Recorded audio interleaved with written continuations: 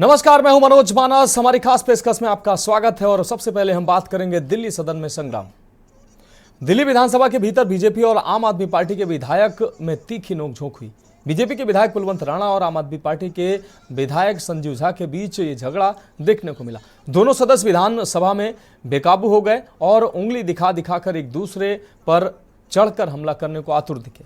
हालांकि काफी देर बहस और तू मैं हुई विधानसभा के भीतर ये देखने को मिली। इस दौरान एक दूसरे के लिए अपशब्दों का भी इस्तेमाल हुआ। दिल्ली विधानसभा सत्र के आखिरी दिन बीजेपी विधायक कुलवंत राणा सदन में प्रश्नकाल के दौरान अपनी बात रख रहे थे। उन्होंने पिछली सरकार पर हमला बोला और वो लगातार भ्रष्टाचार के मसले पर केजरीवाल को टारगेट कर रहे थे। कुलवंत राणा के नजदीक बैठे आप विधायक संजीव झा ये सब बर्दाश्त नहीं कर पाए और बैठे बैठे टीका टिप्पणी करने लगे। यहीं से विवाद की शुरुआत हुई और दोनों नेता एक दूसरे पर चढ़ने की कोशिश करने लगे।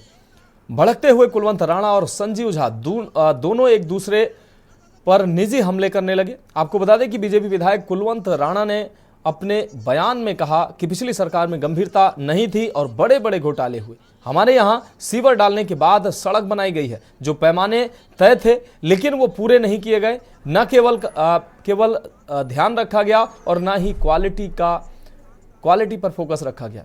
इसमें बड़ा घोटाला हुआ है, जिसकी जांच की जरूरत है। पूर्व विधायक पर भी इस दौरान उन्होंने सवाल किए। तभी उंगली दिखाकर संजीव झा ने टीका टिप्पणी की, जिससे कुलवंत राणा भड़क गए। तो विधानसभा में आम आदमी पार्टी और बीजेपी विधायक में ये तीखी नोकझोंक देखने को मिली है। उंगली दिखा दिखाकर एक दूसरे पर चढ़ते नजर आए बीजेपी और आप के विधायक संजीव झा और कुलवंत राणा विधानसभा में। इसकी हिम्मत कैसे मेरे पास में करने की? कल का बच्चा मेरे से कर रहा है। वक्तव्य जारी रखिए। अनुशासन का पालन करें आप। अरे जो छेड़ रहे हैं अनुशासन का पालन करना, अनुशासन का पालन करिए आप लोग। वो कर रहा है, मैं बोलाऊंगा भी आप तेरे को भी कुछ तो मैं बोल नहीं रहा गलती। सभी सदस्य तो विभाग को भी जांच होनी चाहिए, जो पूर्व एमएलए हैं उसे पूरे विषय की जांच करा करके क्वालिटी पर जो नहीं हुआ ना लेवल का ध्यान किया गया, निम्न स्तर की सामग्री का इस्तेमाल किया गया और दिल्ली की जनता के पैसे के साथ घोटाला हुआ। वो नहीं बोलना भाई बीच में मिस्टर, वो नहीं। मैं बोल रहा हूँ, आप चुप रहेंगे। मैं बता रहा हूँ आपको, ऐसे हुआ वो नहीं चले। मत ऐसे वो नहीं चलेगी। चोरी खुलेगी, तुम्हारी चोरी खुली भी गई है और तुम ईमानदार, तुम चोर लोग हो, चोरी से आए थे तुम लोग। तुम ईमानदार में बोलते रहे बेशक। इसने वो कैसे बोली? इसकी हिम्मत कैसे हुई बोलने की? इसकी हिम्मत कैसे हुई बोलने की? इसकी हिम्मत कैसे मेरे पास में करने की? कल का बच्चा मेरे से कर रहा है। वक्तव्य जारी रखिए। अनुशासन का पालन करें आप।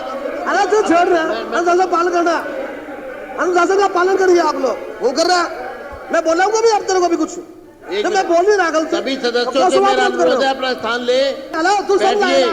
बैठिए। तेरी जितनी जिंदगी में विशेष उल्लेख में कल का बच्चा जूता फेंक कर बैठा। तेरा गुण नहीं है और कम बोला बोला। आज के बाद मैं बता रहा हूँ, आज बैठिए। हाँ बैठिए अध्यक्ष जी। अरे गुंडा तू सभी सदस्यों से मेरा अनुरोध है, बेटा बैठ जा, अपना स्थान ले और को आगे चलने दे। अरे मैं बोला तेरे को, मैं कुछ बोला कुलवंत राणा जी, मैं कुछ बोला हूँ। ऐसे कर बोल रहे संजीव झा जी, आप केयर से बात करिए। मैं आप मुझसे बात करिए ना। बैठिए बैठिए बैठिए। हाँ बैठिए। ऐसे बोल रहा हूँ। हाँ बोल रहा हूँ। बैठिए। बोल सब लोग बैठेंगे। एक बार सब लोग बैठेंगे। अरे एक मिनट कुलवंत जी बैठिए। बदतमीज आदमी बैठी से। हाँ करूँगा मैं, तू भैया करूँगा मैं। मेरा सब मैं करूँगा। सबके अनुरोध है, बैठिए सब बैठिए। हाँ समझाओ। कुलवंत जी आप भी बैठिए। हाँ कुलवंत जी आप भी बैठिए। तू माचोर है, तू शरीफ है, तू माचोर है। हाँ तू क्या है? क्या है तू? बैठिए आप, बैठिए। और अब हम बात कर रहे हैं ग्लोबल बिजनेस इनोवेशन की। दरअसल लखनऊ के होटल ताज में फिक्की ने ग्लोबल बिजनेस इनोवेशन के तहत कार्यक्रम का आयोजन किया, जिसमें यूके से 17 सदस्यीय 14 कंपनियों का डेलीगेशन लखनऊ में बिजनेस टू बिजनेस मीटिंग के लिए पहुंचा। यूके से आया कंपनियों का ये डेलीगेशन लखनऊ में 3 दिवसीय दौरे पर है, जहां उन्होंने urban planning, net zero, climate change, को फोकस करते हुए बिजनेस मीटिंग की है, जहां सीएम योगी आदित्यनाथ के सलाहकार अवनीश अवस्थी और इंडस्ट्री मेंबर मुकेश सिंह ने इसकी अगुवाई करते हुए विदेशी डेलीगेशन को संबोधित किया। यही नहीं, यूपी की economy, growth, development, good governance के बारे में यूके इनोवेटिव के डेलीगेशन को बताया गया। विस्तारित रूप से इसकी जानकारी दी गई। फिक्की के मेंबर व मैनेजिंग पार्टनर मुकेश सिंह ने बताया कि फिक्की की मदद से यूके से आया डेलीगेशन यूपी में राह तलाश रहा है कि यूपी के बेहतरीन और सुरक्षित वातावरण को देखते हुए डेलीगेशन कंपनियों से कोलैबोरेशन और पार्टनर्स के लिए लखनऊ आया है। यूके से आए विदेशी डेलीगेशन ने इस सेमिनार को अटेंड करने के बाद यूपी की गुड गवर्नेंस, बेहतरीन वातावरण और अर्थव्यवस्था की तारीफ करते हुए कहा कि यूपी लैंड ऑफ अपॉर्चुनिटी है और वो लोग यूपी को एक्सप्लोर करने के लिए राजधानी लखनऊ आए हैं और कंपनियों के साथ वो अभी एक्सप्लोर कर रहे हैं। उत्तर प्रदेश ने पिछले 7-8 सालों में रिमार्केबल इंडस्ट्रियल ग्रोथ किया है। हर सेक्टर में उत्तर प्रदेश ग्रो कर रहा है। उसका जो श्रेय जाता है वो उत्तर प्रदेश की गवर्नेंस को जाता है। उत्तर प्रदेश का जो कंडीसिव एटमॉस्फेयर है उसकी वजह से यहाँ पर इन्वेस्टमेंट्स आ रहे हैं, यहाँ पे ट्रेड टाइज बढ़ रहे हैं, यहाँ पर एक्सपोर्ट बढ़ रहा है, यहाँ पर इन्वेस्टमेंट हो रहा है, मैन्युफैक्चरिंग यूनिट्स आ रही हैं। तो उत्तर प्रदेश का जो एटमॉस्फेयर है 7-8 सालों में बदल गया है। लगातार यहाँ पर बड़ी कंपनियों का इंटरेस्ट है, विदेशी कंपनियों का इंटरेस्ट है। तो आज जो डेलीगेशन आया वो यूके से आया है। यूके का 17 मेंबर्स का डेलीगेशन है जो फिक्की के बैनर पर यहाँ पर आया है और फिक्की उसको ऑर्गेनाइज कर रहा है। अर्बन डेवलपमेंट में कंपनीज का यहाँ पर टेक्नोलॉजी बेस्ड प्रेजेंटेशन चल रहे हैं, जिसमें क्लाइमेट चेंज पे, नेट जीरो पर और अर्बन प्लानिंग पर, ये 3 सेक्टर्स ऐसे हैं जिसपे जो 17 मेंबर्स का डेलीगेशन है वो यहाँ पर अपने प्रेजेंटेशन कर रहा है।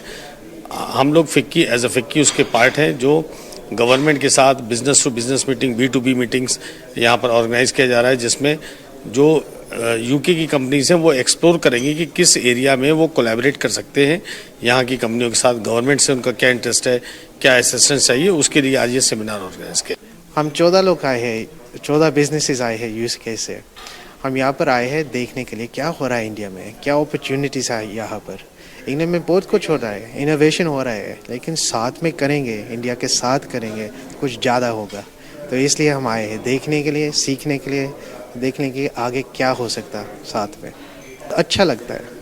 इंग्लैंड में भी ऐसे बढ़ रहा है अब सोच कि इंडिया में बहुत अपॉर्चुनिटी है, अब डरते नहीं लोग खाने के लिए। हम इसलिए तो आए हैं। जैसे हमने सुना 6-7 साल में कितने ट्रिलियन का टर्नओवर होगा यहाँ पर सिर्फ यूपी में, और यहाँ पर अपॉर्चुनिटी बहुत है, यहाँ पर डेवलपमेंट भी बहुत हो रही है रैपिड पेस में। तो हम उसके साथ आना चाहते हैं, we want to be part उसका डेवलपमेंट का। तो देखते हैं क्या हो रहा है, क्या अपॉर्चुनिटी हमारी, क्या हम साथ में कर सकते हैं तो इंडिया को आगे बढ़ाएंगे। आज आप लखनऊ में हैं, क्या एक्सपीरियंस गेन किया है इन दिनों में आप, और आगे इसको कैसे देखते हैं? पहली बार ही है बहुत लोग के लिए लखनऊ में। हमारे ग्रुप में कई लोग के पहली बार इंडिया में भी है, तो उन्होंने देखा जो इंग्लैंड में सोच होती है जो इंडिया कौन सा है, तो यहाँ पर आके कितना डिफरेंट उनको लगता है। जैसे सड़क कितने चलती है, यहाँ पर कितना एडवांस हो रहा है। ये व्हीकल्स हर रोज देखते हैं। इंग्लैंड में अभी तो शुरुआत हुआ है, लेकिन यहाँ पर तो रैपिडली डेवलपमेंट हो रहा है अभी। सो first of all, thank you for this opportunity. Dhanyawad. My Hindi is not that great, but I'll do my best. I'll try. यहाँ पे we are looking at collaboration with lots of Indian companies. We are trying to understand what are the synergies between UK and India. And Lucknow is a fantastic, beautiful city. And I think it's a huge financial opportunity in Lucknow to work with a lot of businesses and with the government. So I think that was the basic conversation that we've started. Throughout the day, आज के पूरे दिन we'll meet a lot of Lucknow-based businesses. उनके साथ partnership की बातें होंगी, और we'll also work out a trade and how we can build those businesses forward together. What do you want to say about the atmosphere in UP or Lucknow that you recognize or you feel? I was born and brought up in Bangalore, and I thought Bangalore was a green city, and I was so surprised to see Lucknow. Lucknow is beautiful, it's fantastic, and very happy to be here, and it's absolutely a beautiful place. The food is lovely, the people are really warm, and बहुत दिनों के बाद हिंदी का थोड़ा practice हो गया, so it's nice to be here. I've been in UP from last Saturday onwards. We are part of a business delegation from UK. We are part of Innovate UK, and we are in part of the Global Business Innovation Program headed by Innovate UK. The city of Lucknow was chosen particularly because of the potential of the city as a developing hub, focusing on AI, focusing on education. That was one of the reasons. And me personally, as a business owner running Norden Instruments, I'm the founder of Norden Instruments. We see the potential of collaborating with educational institutions in Lucknow in advancing innovations focusing on infrastructure, innovation focusing on digital twins, innovation focusing on AI. And we see this meeting that's going on at Taj Mahal today is a great opening for us to collaborate with local businesses and to collaborate with Lucknow authorities who are focusing on converting Lucknow to a smart city.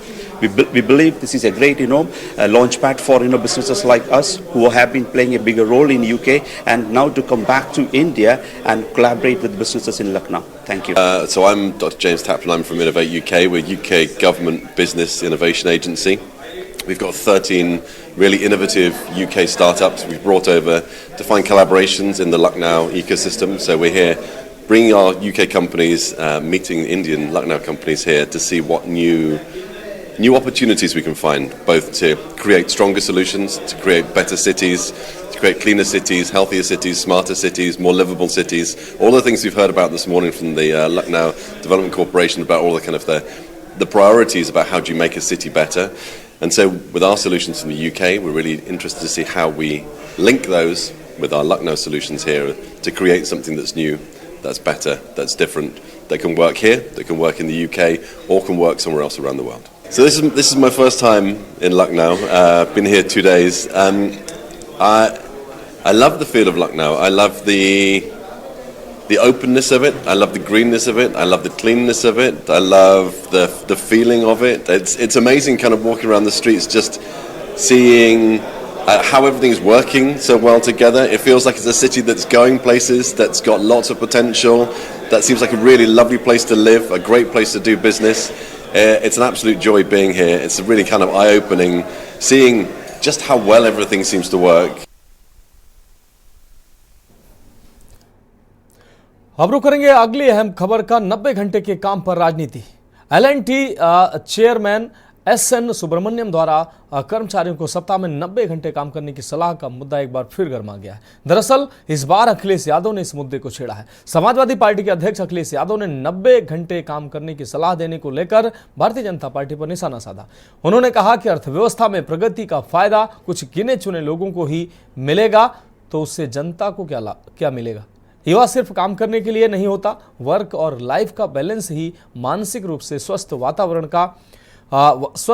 बना सकता है। सपा मुखिया ने x पर एक लंबी post लिखते हुए बड़ी बातें कही। अखिलेश यादव ने भ्रष्टाचार के मुद्दे पर सरकार को घेरते हुए एक्स पे पोस्ट कर हमला बोला।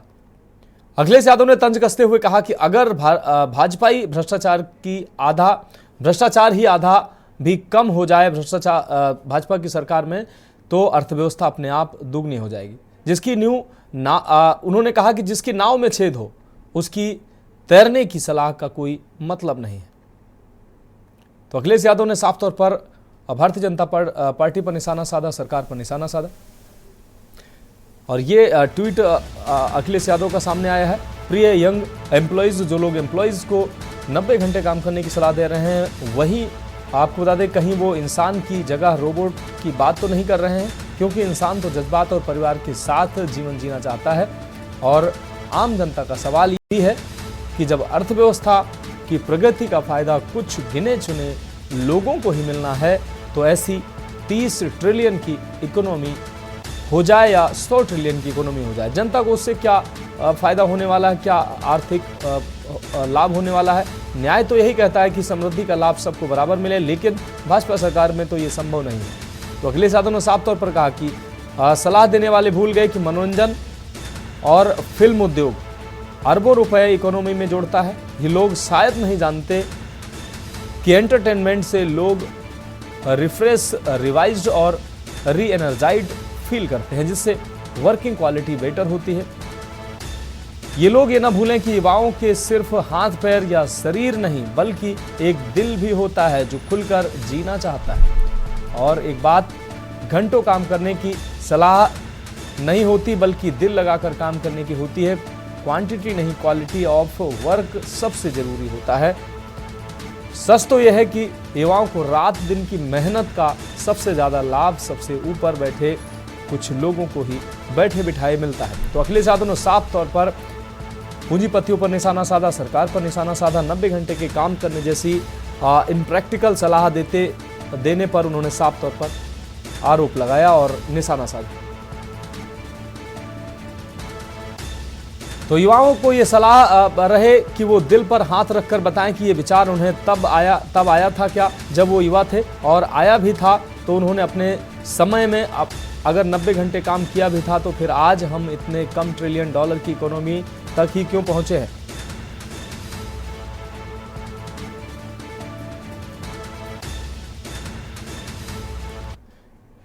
वहीं आनंद महिंद्रा ने भी इस पर एक्सपर्ट ट्वीट किया है। उन्होंने क्या कुछ कहा वो भी हम आपको दिखा देते हैं। आनंद महिंद्रा ने भी अपनी बात एक्सपर्ट टिप्पणी के माध्यम से कही। हमें काम की गुणवत्ता पर ध्यान देना होगा, न कि काम की मात्रा पर। इसलिए ये 40 घंटे, 70 घंटे या 90 घंटे की बात नहीं है। आप क्या परिणाम दे रहे हैं ये इंपॉर्टेंट है। भले ही ये 10 घंटे हो, आप 10 घंटे में दुनिया बदल सकते हैं। मेरा हमेशा से ये मानना रहा है कि आपकी कंपनी में ऐसे लोग होने चाहिए जो समझदारी से निर्णय लें। तो आनंद महिंद्रा ने एक्सपर्ट ट्वीट के माध्यम से अपनी बात रखी।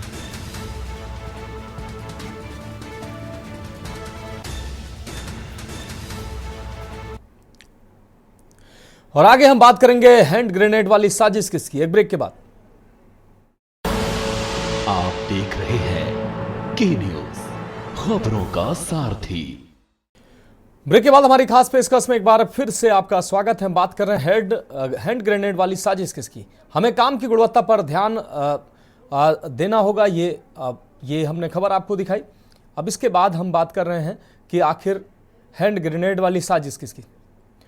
खबर फरीदाबाद से है। रविवार की देर शाम को गुजरात एटीएस और हरियाणा की एसटीएफ की, आपको बता दें, गुजरात एसटीएफ और हरियाणा की एसटीएफ की टीम ने संयुक्त कार्रवाई करते हुए एक युवक को फरीदाबाद के पाली गांव में दबोचकर 2 जिंदा हैंड ग्रेनेड बरामद किए। गांव पाली में गुजरात पुलिस की, आपको बता दें, एटीएस हरियाणा की एसटीएफ ने एक युवक को राउंड अप किया। उसके पास से 2 जिंदा हैंड ग्रेनेड मिले हैं। गुजरात एटीएस गुजरात से ही उसका पीछा कर रही थी और फरीदाबाद के गांव पाली पहुंचने पर पैदल चलते हुए दोनों राज्यों की टीम ने उसे पकड़ा है। पुलिस सूत्रों के मुताबिक आरोपी की पहचान उत्तर प्रदेश के फैजाबाद स्थित मिल्कीपुर निवासी 19 वर्षीय अब्दुल रहमान के रूप में हुई है। बताया जा रहा है कि रविवार को ही गुजरात से किसी वाहन से आया था। संदिग्ध मानकर उसका गुजरात से ही एसटीएफ गुजरात की टीम पीछा कर रही थी।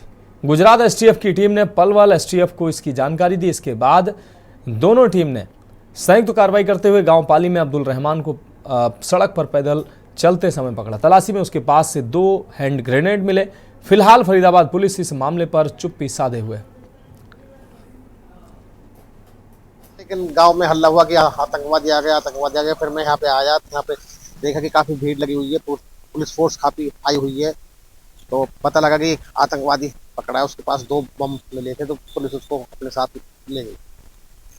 क्या और क्या जानकारी मिल पाई उसके बारे में, जो जिसको आतंकवादी कहा जा रहा है? उसको यही है कि उसके पीछे पुलिस लगी हुई थी, गुजरात पुलिस और हरियाणा पुलिस। तो उन्होंने यहाँ के उसको पकड़ लिया। वो यूपी का बताया जा रहा है कि यूपी का हरियाणा वाला था, यहाँ जा रहा था। पुलिस ने उसको यहाँ पकड़ लिया, पकड़ के उसको ले गई। और अब हम बात कर रहे हैं पति पत्नी और नौकरी। कुशीनगर से एक नया मामला निकलकर सामने आया है, जहां करसिया थाना क्षेत्र के एक गांव की रहने वाली लड़की की शादी देवरिया जिले के तरकुलवा थाना क्षेत्र के गांव द्वारिका के विष्णु प्रताप सिंह के साथ 21 अप्रैल 2024 को हिंदू रीति रिवाज के साथ संपन्न हुआ था।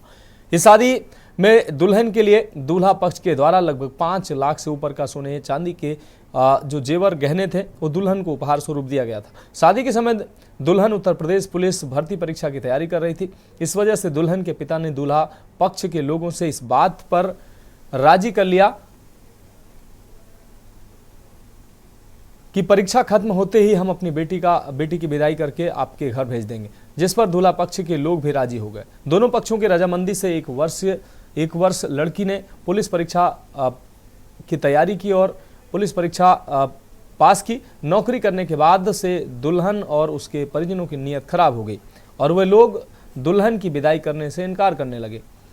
नियत थी उसके अनुसार आज दूल्हा पक्ष अपने दुल्हन की विदाई करने के लिए जब बारात लेकर लड़की वाले के दरवाजे पर पहुंचा तो लड़की के परिजनों ने लाठी डंडे से उनको मारने की नियत से दौड़ा लिया।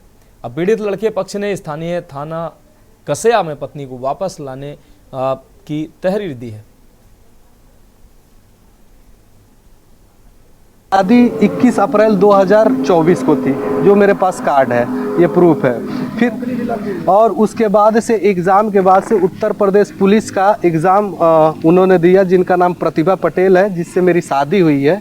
और उनका सिलेक्शन रिजल्ट उनका यूपी पुलिस में हो गया। यूपी पुलिस का रिजल्ट से पहले उनके पिताजी ने 2 मार्च का दिन दिया था गौना का, जो कि हम गौना कराने आज आए हुए थे। लेकिन उनका एग्ज़ाम निकलने के कारण उनके फैमिली में मिस्टर गोविंद पटेल जो मेरे ससुर हैं, नीलम देवी जो मेरी सास हैं, और उनकी 2 बहनें जो मेरी साली हैं, जिनका नाम अर्चना पटेल है, संजना पटेल है, और उनका भाई आयुष पटेल, उन्होंने निर्णय लिया कि अब तुम्हारी गवर्नमेंट जॉब हो जाएगी तो तुम्हें अब अगले के साथ विदा ना किया जाएगा, अब तुम्हारी शादी दूसरे के साथ बेहतर बंदे से किया जाएगा या गवर्नमेंट जॉब वाले से किया जाएगा।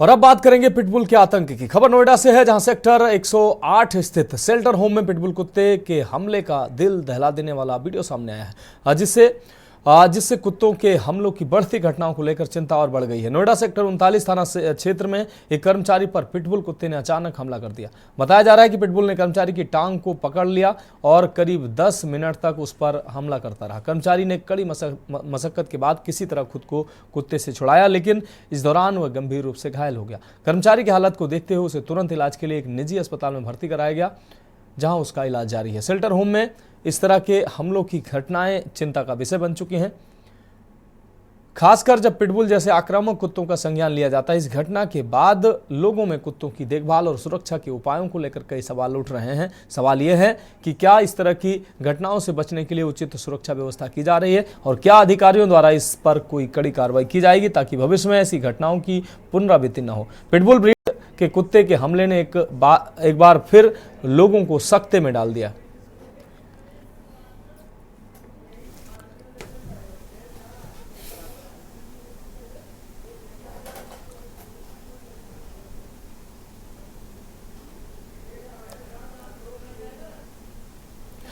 और इस खबर पर ज्यादा जानकारी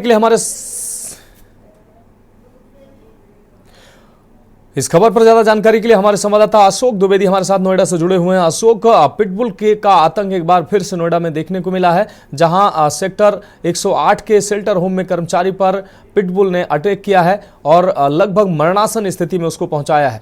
कैसे ये घटना घटित हुई है?